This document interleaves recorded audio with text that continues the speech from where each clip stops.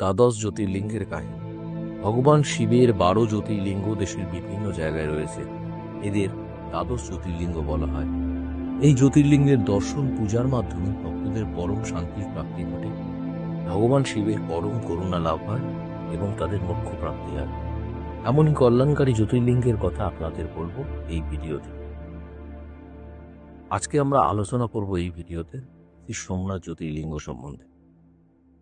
শ্রী সোমনাথ জ্যোতির্লিঙ্গ গুজরাটের কাথিয়াওয়াড় সৌরাষ্ট্র অঞ্চলের প্রভাসপাটায় সমুদ্রের পাড়ে শ্রী সোমনাথ মন্দির বিশ্ববিখ্যাত। এই জ্যোতির্লিঙ্গ আগে প্রভাস ক্ষেত্র নামে পরিচিত ছিল।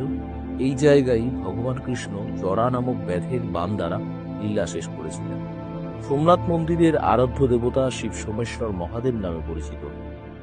পুরাণ অনুসারে সত্যযুগে সোমেশ্বর মহাদেব ভৈরবেশ্বর, ত্রেতা যুগে শ্রাবণীকেশ্বর ও দ্বাপর যুগে শ্রী গলেশ্বর নামে পরিচিত ছিলেন।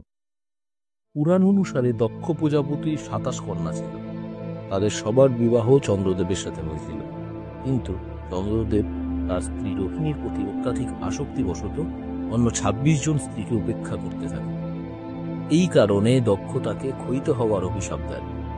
প্রভাস তীর্থে চন্দ্র মৃত্যুঞ্জয় শিবের আরাধনা করলে শিব তার অভিশাপ অংশত নির্মূল করেন।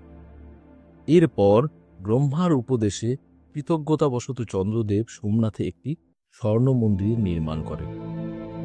পরে রাবণ রৌপ্য, কৃষ্ণ চন্দন কাষ্ঠে এবং রাজা ভীমদেব প্রস্তরে মন্দিরটি পুনর্নির্মাণ করেছিলেন। চন্দ্রদেবের আরেক নাম সোম। তিনি এখানেই ভগবান শিবের আরাধনা করেছিলেন। তাই এই